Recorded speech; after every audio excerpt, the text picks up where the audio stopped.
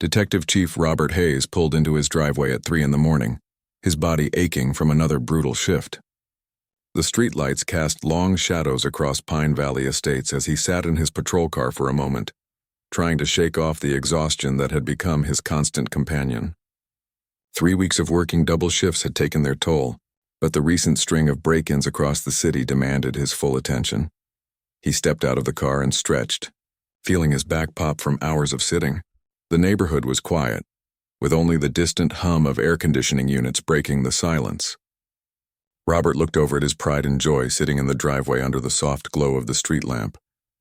His 1967 Mustang Fastback gleamed like a jewel, its deep blue paint reflecting the light perfectly. Every curve of the car spoke of countless hours of meticulous restoration work. Robert had found the car 5 years ago in a barn outside the city. It was nothing but rust and broken dreams then, with weeds growing through the floorboards and mice nesting in the seats. Most people would have seen junk, but Robert saw potential. He saw Saturday mornings in his garage methodically bringing the machine back to life. He saw the satisfaction of turning a wrench and watching decades of neglect disappear under careful hands. The restoration had become his therapy after long days dealing with the darker side of humanity. When the stress of managing a police department threatened to overwhelm him, he would lose himself in the rhythm of sanding, painting, and rebuilding. Every bolt he tightened, every part he restored was a small victory against the chaos of his professional life. Robert walked slowly toward his front door, admiring the car one more time before heading inside. The Mustang was more than transportation to him. It was a connection to simpler times, to the era when cars had personality and character. The numbers-matching engine under the hood was a work of art, rebuilt with precision and care. The interior, reupholstered in original black vinyl, looked exactly as it had when it rolled off the assembly line in Detroit decades ago. Inside the house, Robert's wife Patricia was already asleep. He moved quietly through the dark rooms, not wanting to wake her. She understood his passion for the car, even when it meant he spent entire weekends covered in grease and motor oil. She had watched him pour his heart into the project, celebrating each milestone along the way. When the engine first roared to life after the rebuild, she had been right there beside him, sharing in the triumph. The next morning arrived too soon. Robert had managed only 4 hours of sleep before his alarm pulled him back to consciousness. He stumbled to the kitchen and started the coffee maker, his routine as automatic as breathing. Through the window he could see his Mustang gleaming in the morning sun, and the sight brought a small smile to his tired face. Coffee in hand, Robert opened the front door to grab the newspaper from the driveway. The morning air was crisp and clean, promising another beautiful day. But as he stepped outside, something was wrong. The world seemed to tilt slightly as his brain struggled to process what he was seeing.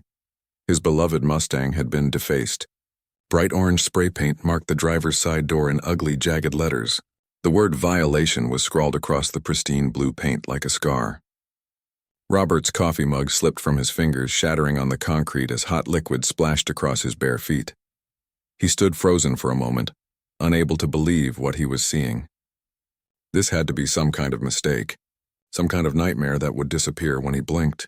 But the orange paint remained, garish and offensive against the car's perfect finish. Robert's training kicked in, and he began to examine the scene like the investigator he was.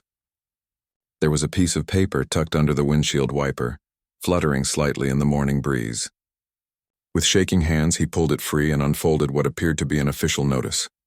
The letterhead read, Pine Valley Estates Homeowners Association, in bold, authoritative letters. Below that, in smaller print, was a violation notice that made Robert's blood pressure spike with each word he read. Notice of violation, vehicle in violation of community standards. The document began. The vehicle described below has been determined to be in violation of Pine Valley Estates covenants and is considered an eyesore detrimental to property, values, and community aesthetics. Robert's hands trembled as he continued reading. The notice described his Mustang as an abandoned vehicle and automotive debris that needed to be removed from the property within 48 hours. The fine for noncompliance was listed as $500 per day, with the HOA reserving the right to have the vehicle towed at the owner's expense. At the bottom of the notice was a signature he didn't recognize. Helen Morrison, HOA board president, was written in precise, no-nonsense handwriting. Below that was a phone number and an email address for appeals, though the tone of the document suggested that appeals would be unwelcome.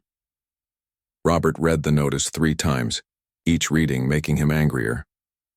This wasn't just some administrative error. Someone had deliberately vandalized his car and then had the audacity to claim it was the problem.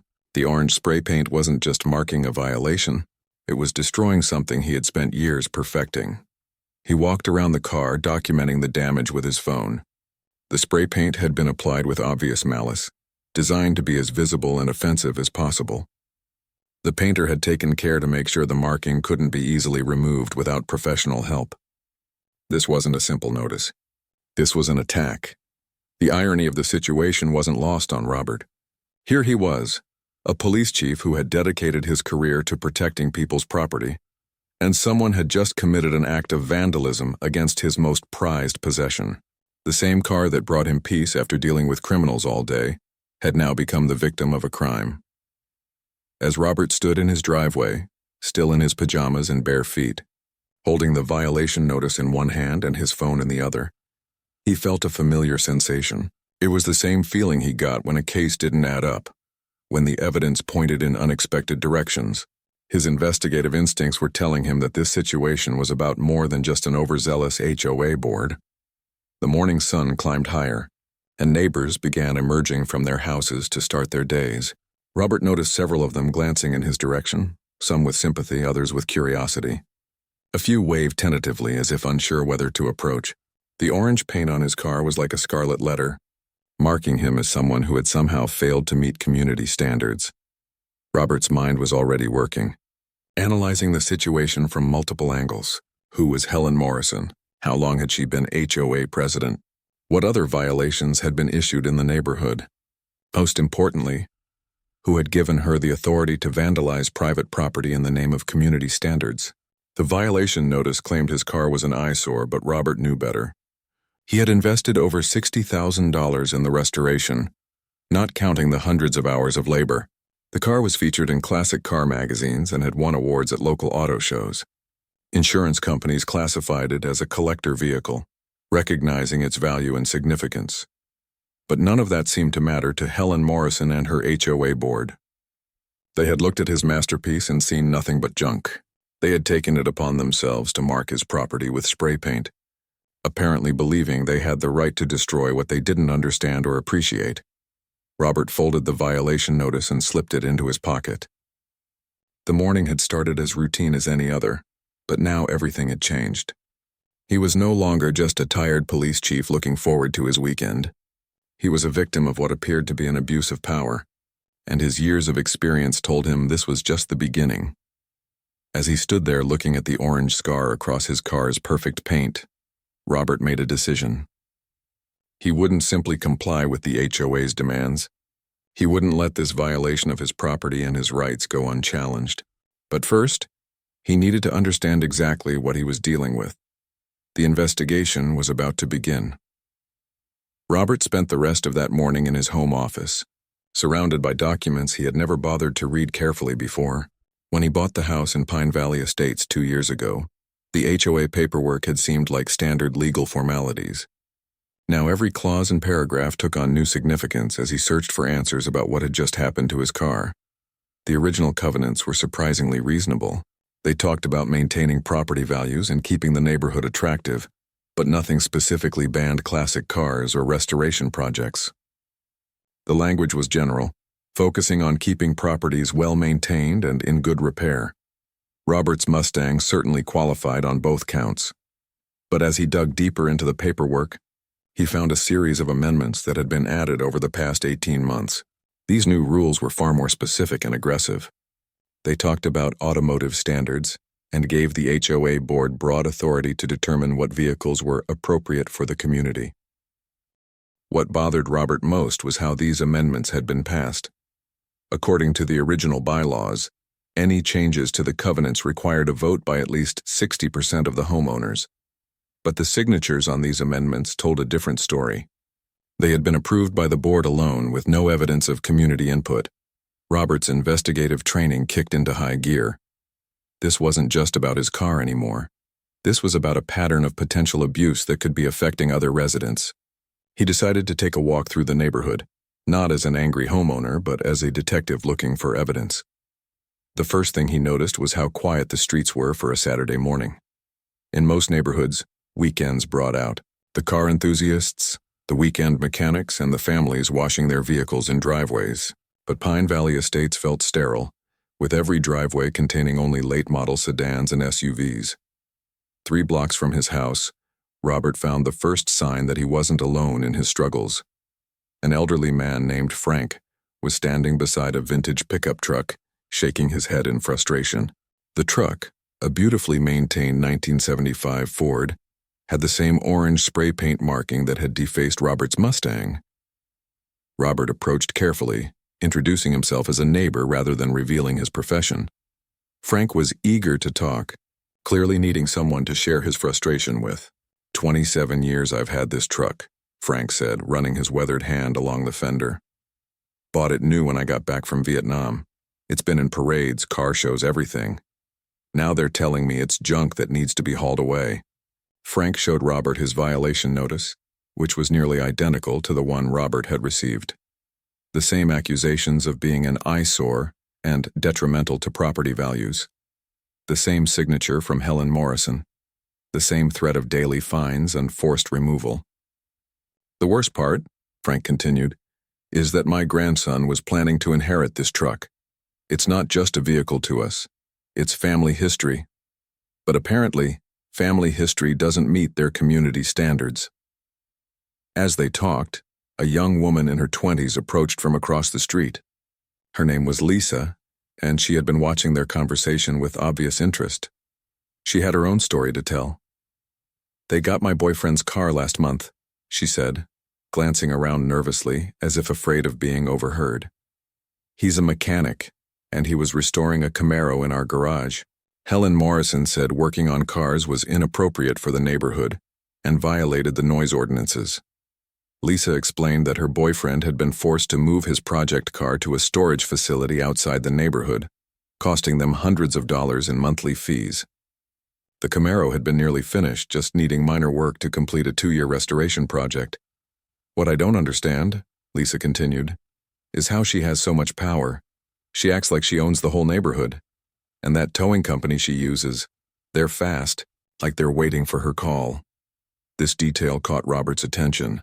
A towing company that responded quickly to HOA calls suggested a business relationship that went beyond simple service contracts.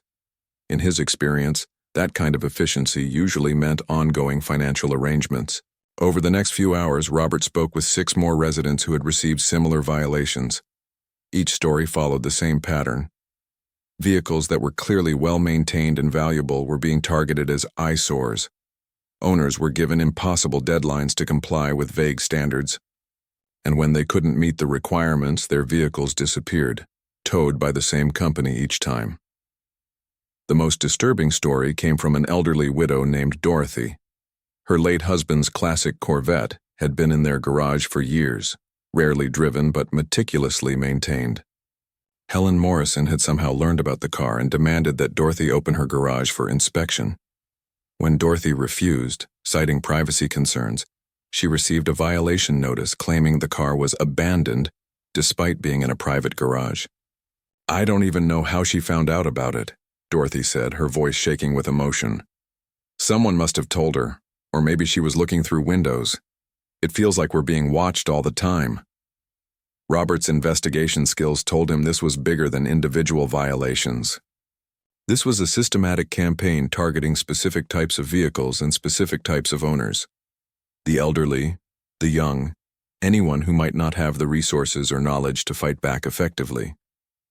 That evening, Robert sat at his computer and began researching Helen Morrison. What he found made his blood run cold. Morrison had been involved in similar HOA disputes in 2 other states before moving to their area. In both cases, she had eventually been removed from her position amid allegations of financial impropriety and abuse of power. Even more concerning was what Robert discovered about the towing company. Rapid Response Towing was owned by Morrison's brother-in-law, a detail that was carefully hidden behind layers of corporate paperwork. The company specialized in HOA contract work and had built its business around quick removal of problem vehicles. Robert's police connections proved invaluable as he dug deeper into the financial arrangements. Through contacts in the business licensing department, he learned that Rapid Response Towing had been charging premium rates for their HOA services. Each vehicle they towed generated substantial fees, from the initial towing charge to daily storage costs that could reach thousands of dollars. The math was simple and ugly. Morrison was targeting valuable classic cars and restoration projects, having them towed by her relative's company and splitting the profits. The more expensive the car, the higher the storage fees, and the more money they made. It was a racket disguised as community improvement, but the financial aspect was only part of the story. Robert's research revealed that Morrison had been using HOA funds to hire private security guards to patrol the neighborhood and identify vehicles for violation. These guards had no legal authority, but they were wearing official-looking uniforms and carrying clipboards that made them appear legitimate. The security company was another piece of the puzzle. Like the towing operation, it was connected to Morrison through a web of family relationships and business partnerships. The HOA was paying premium rates for security services that mainly involved harassing residents and documenting their property for future violations. Robert realized he was looking at a carefully orchestrated scheme that went far beyond simple HOA overreach. This was criminal fraud, conspiracy, and possibly racketeering. Morrison had turned the Homeowners Association into her personal money-making operation, targeting residents who were least likely to fight back. The pattern was clear now.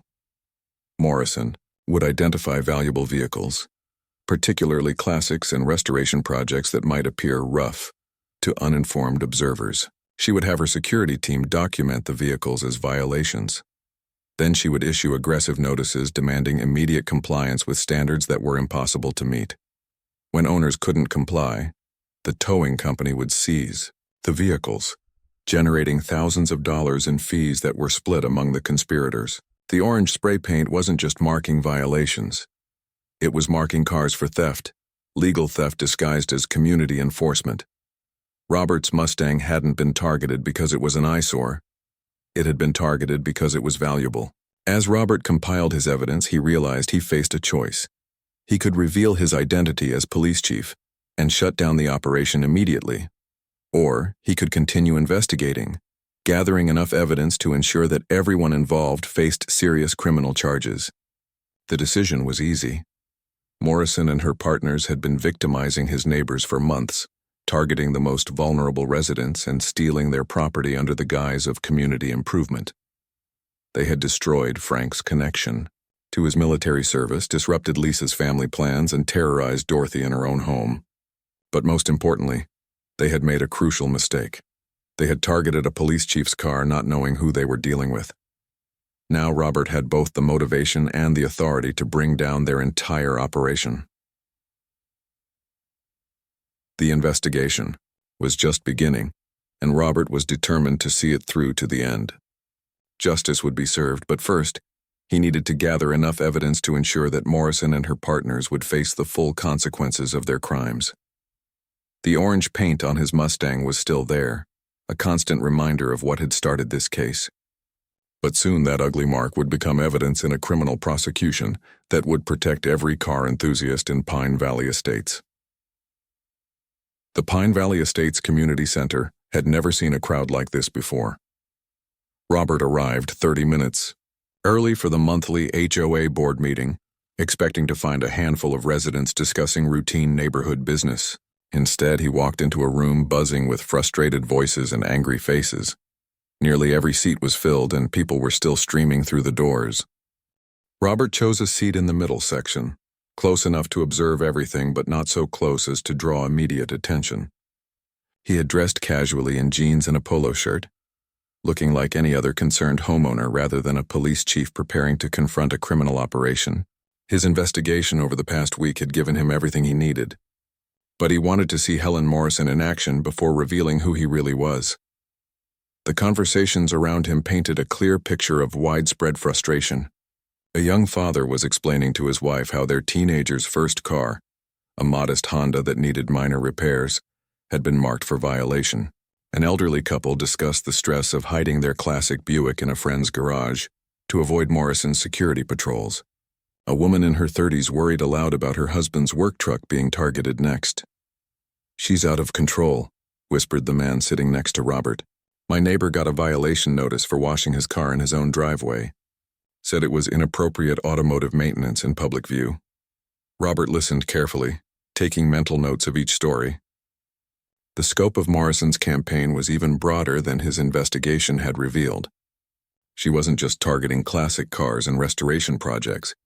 She was going after any vehicle that gave her an excuse to generate towing fees.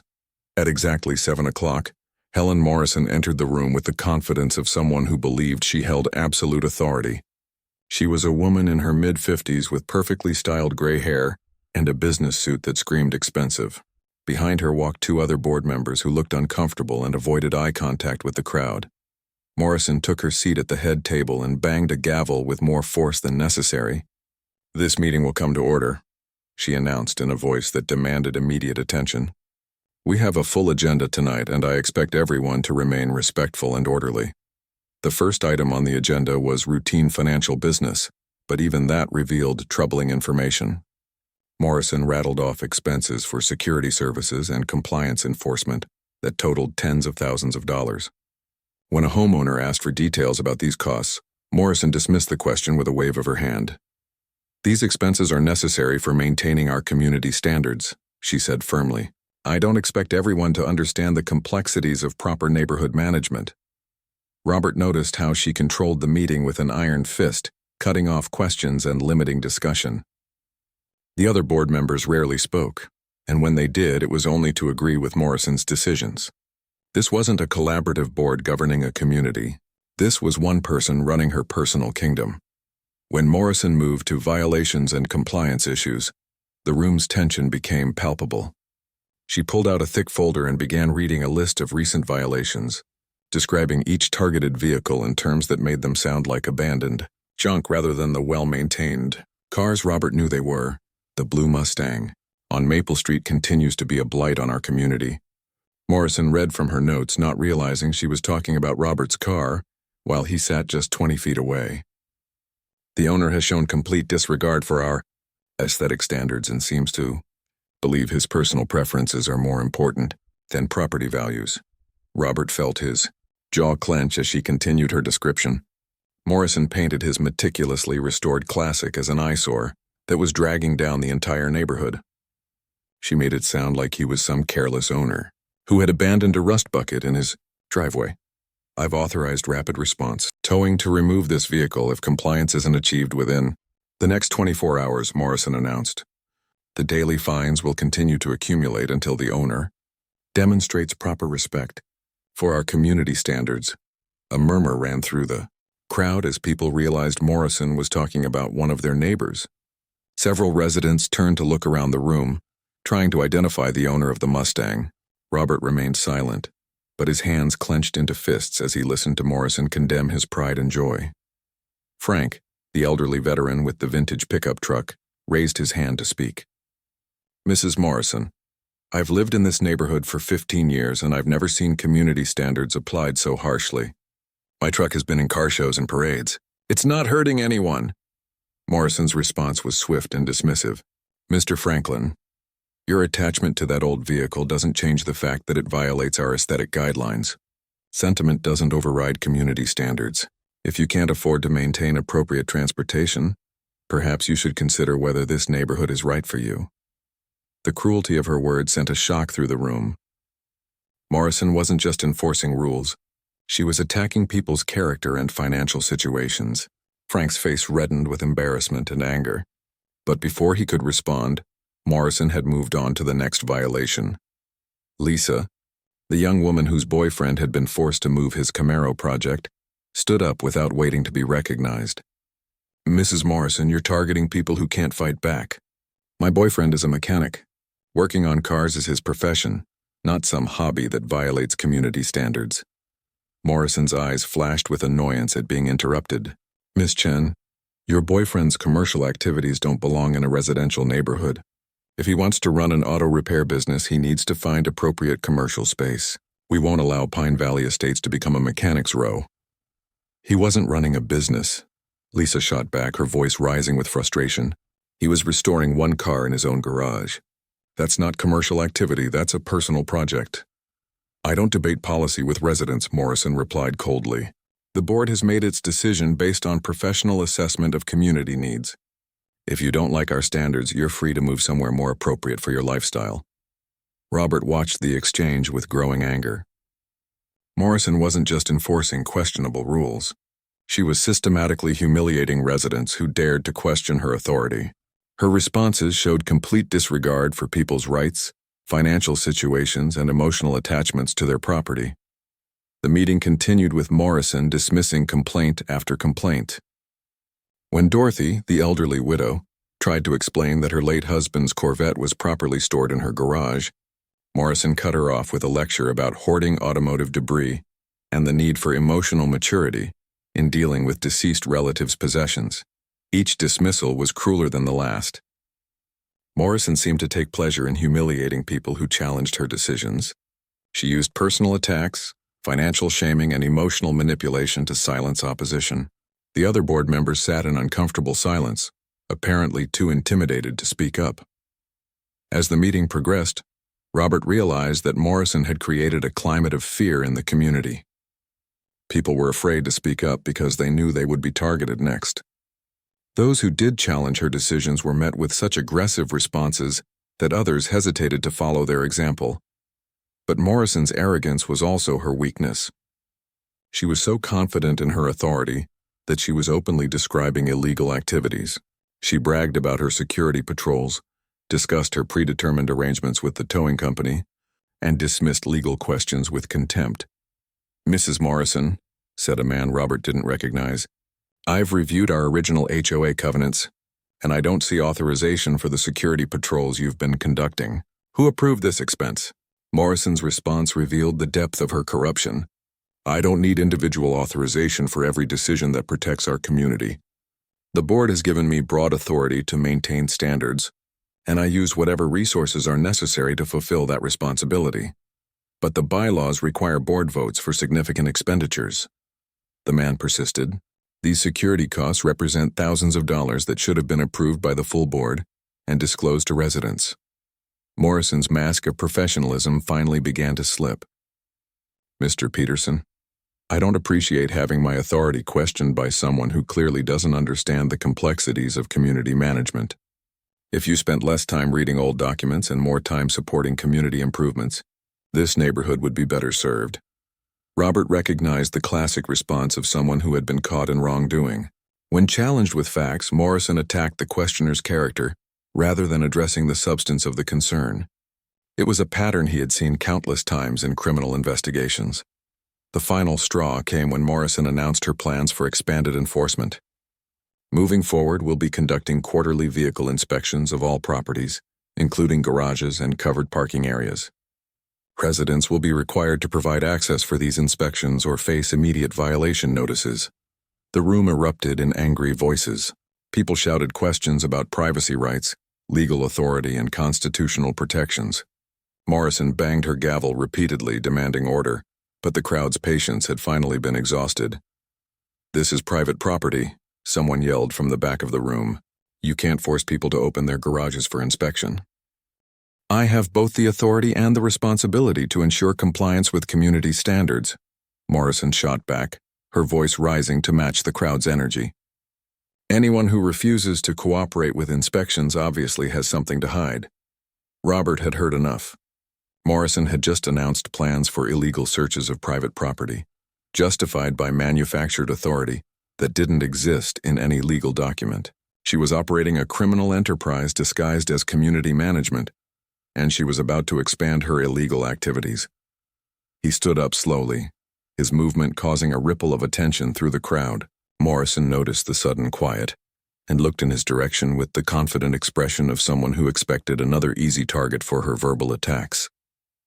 "Mrs. Morrison," Robert said in a calm, clear voice that carried easily through the room, I think we need to have a serious discussion about the legal foundation for your enforcement activities.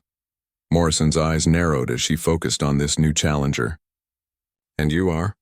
Robert smiled slightly, knowing that the next few words would change everything. I'm Detective Chief Robert Hayes of the Metropolitan Police Department, and I believe you and I have some very important things to discuss. The room fell completely silent as Morrison's confident expression crumbled into shock and fear. The confrontation she had been expecting was about to become something far more serious than she had ever imagined. The silence in the community center was so complete that Robert could hear the hum of the fluorescent lights overhead. Helen Morrison's face had gone pale, her confident demeanor evaporating like morning mist.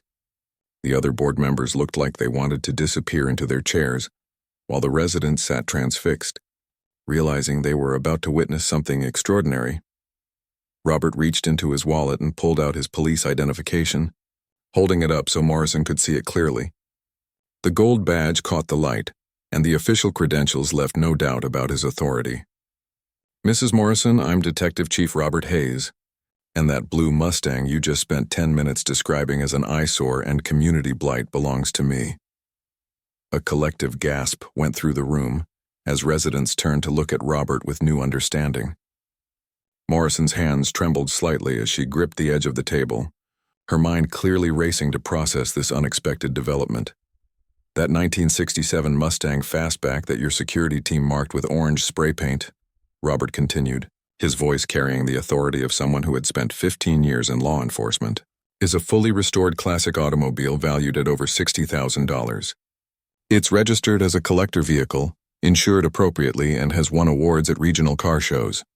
Morrison tried to regain her composure, but her voice wavered as she responded.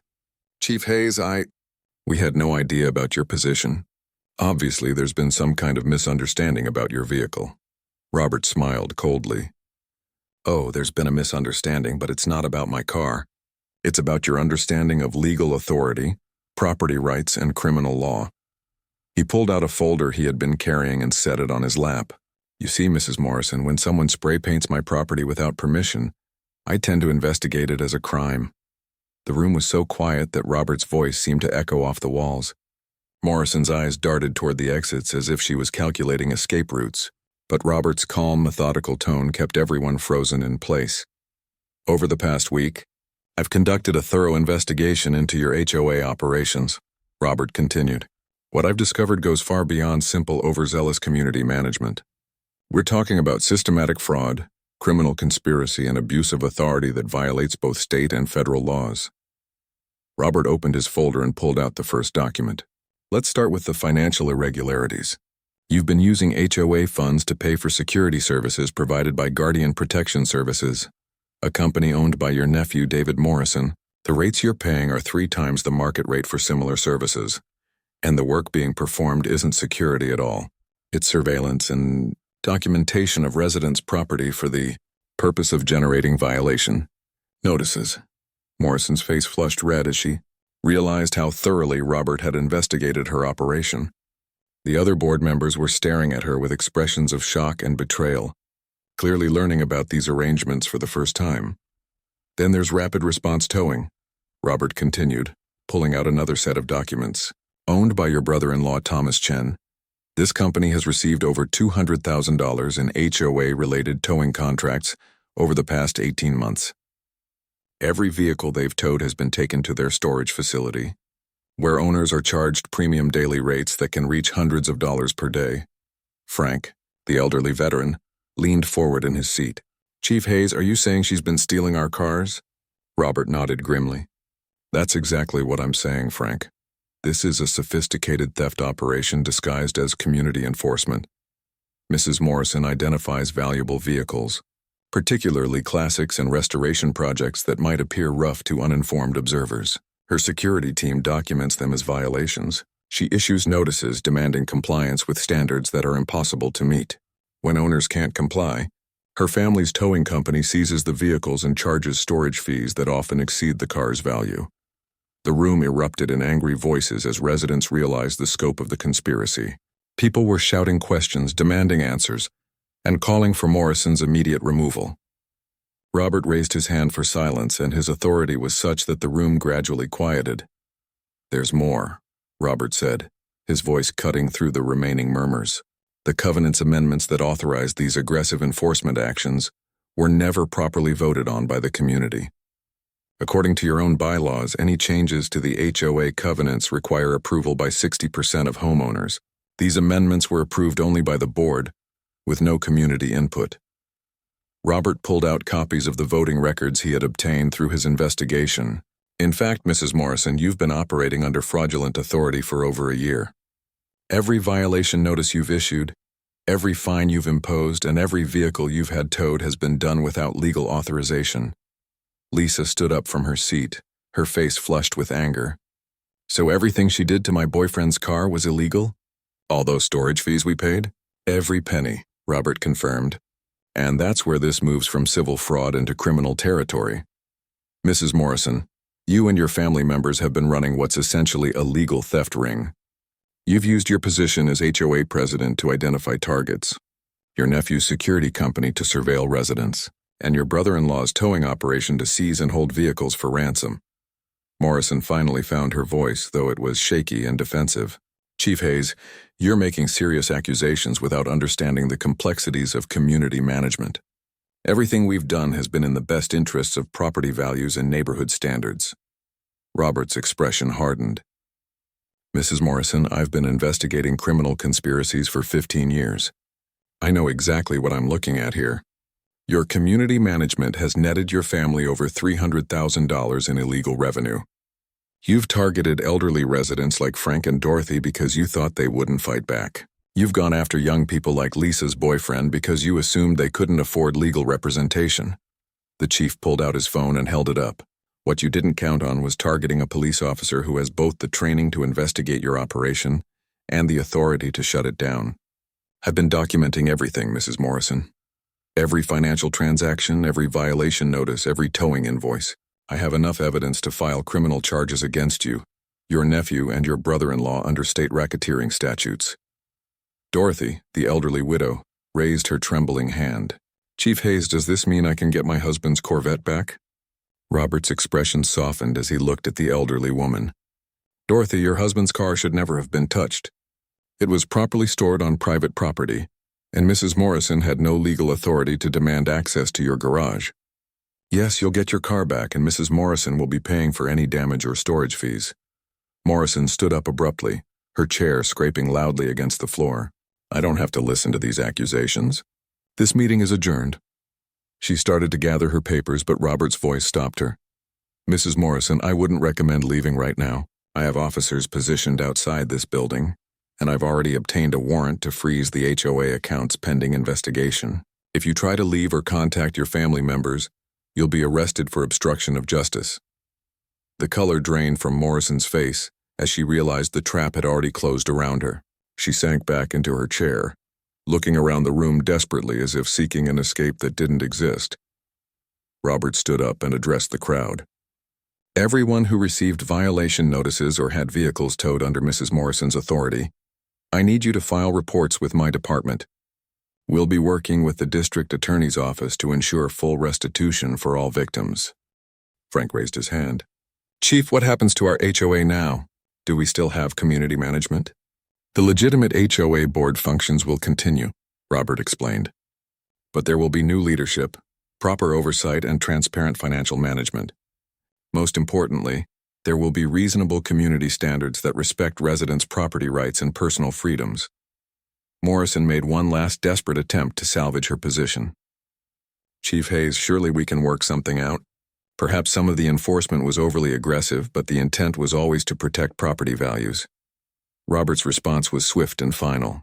"Mrs. Morrison, the intent was to steal cars and extort money from your neighbors. Tomorrow morning, you'll be arrested on charges of fraud, conspiracy, racketeering, and theft. Your nephew and brother-in-law will face similar charges. The only thing you need to work out now is whether you want to cooperate with our investigation or fight these charges in court." The meeting that had started with Morrison wielding absolute authority over a frightened community ended with her facing criminal prosecution and financial ruin. As residents filed out of the community center, they were no longer the intimidated victims of an HOA bully.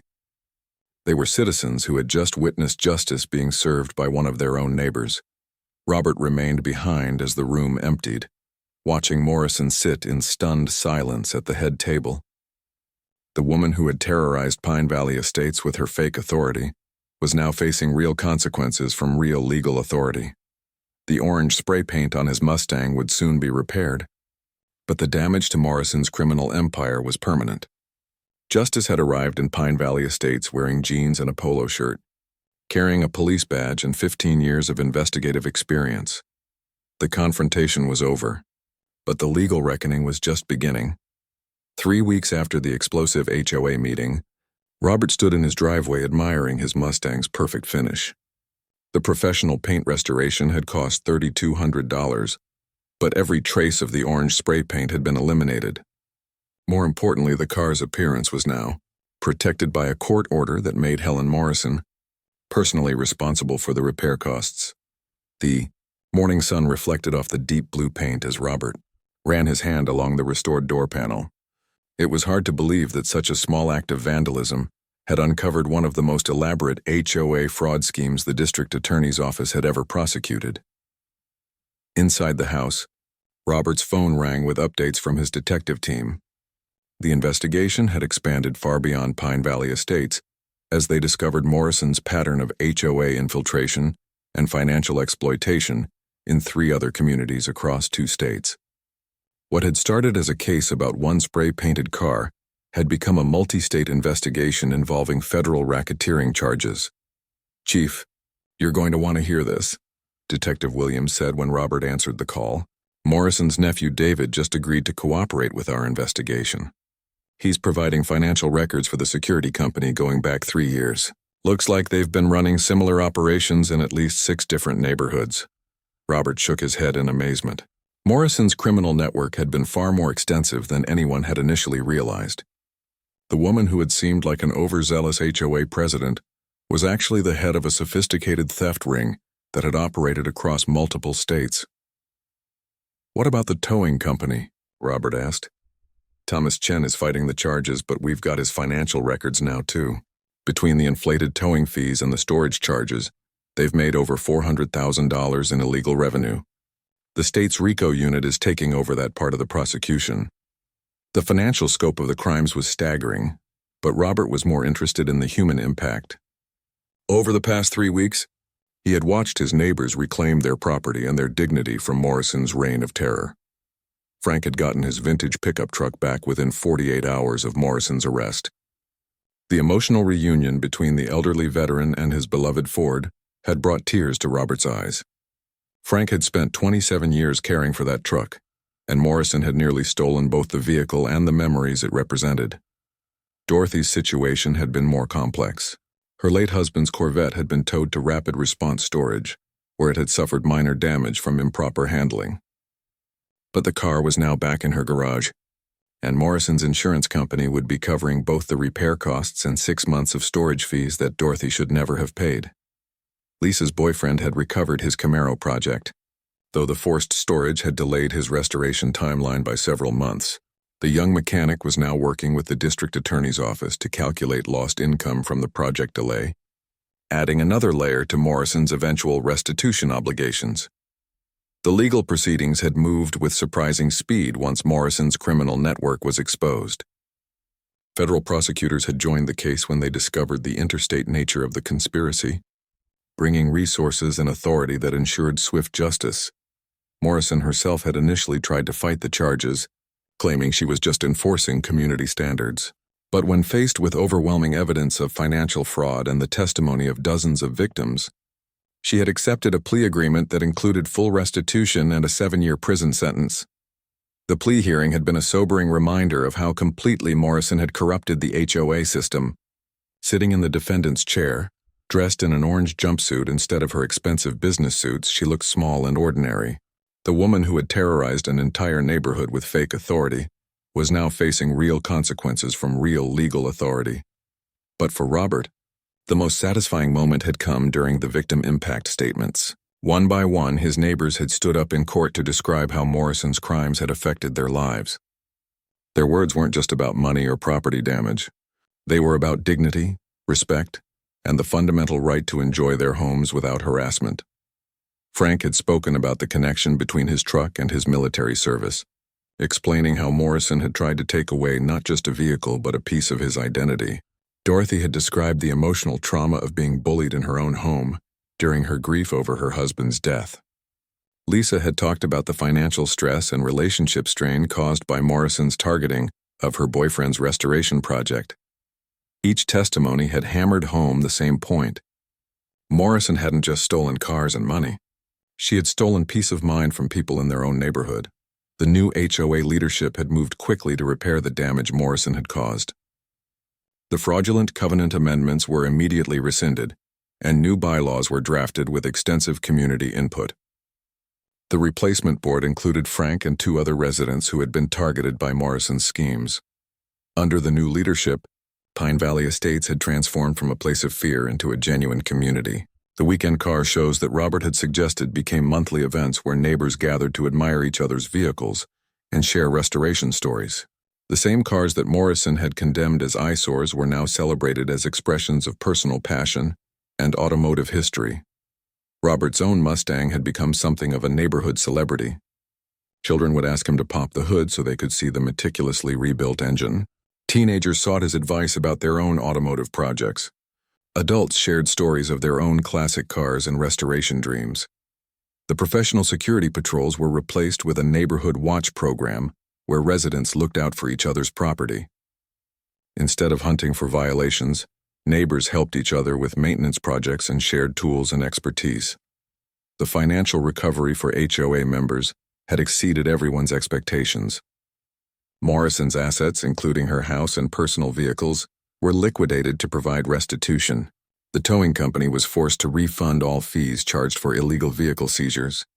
The security company faced civil lawsuits from multiple homeowners associations that had been victimized by similar schemes.